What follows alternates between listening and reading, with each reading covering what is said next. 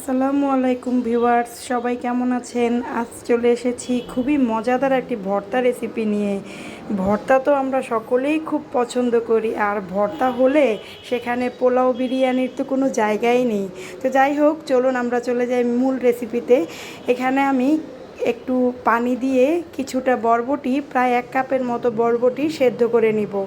এবং এই ভর্তাটাতে যে মাছটা ইউজ করা হয় সেই মাছের পিসও নেওয়া যায় অথবা লেজও নেওয়া যায়। তো আমার ঘরে কয়েক পিস লেজ ছিল, সেজন্যই আমি ভর্তাটা লেজ দিয়ে বানাচ্ছি।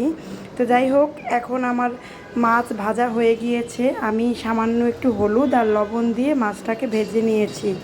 তারপরে একটা কড়াইতে আমি একটু তেল দিয়ে সেই যে সেদ্ধ করে রাখা বরবটি, সেই বরবটিগুলো খুব ভালোভাবে সেদ্ধ করে হাত দিয়ে চিপে চিপে পানিটা ফেলে দিয়ে সেই বরবটি, ধনেপাতা, গোটা রসুন, এরপরে হচ্ছে কাঁচামরিচ, আর হচ্ছে সেই যে মাছ ভেজে রেখেছিলাম সেই মাছগুলোকে কাটা বেছে নিয়েছিলাম।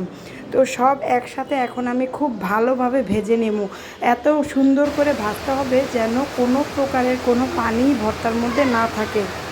খুব ভালোভাবে ভেজে নেওয়ার পরে আমি সবগুলো উপকরণ একসাথে ভালোভাবে বেটে নেব।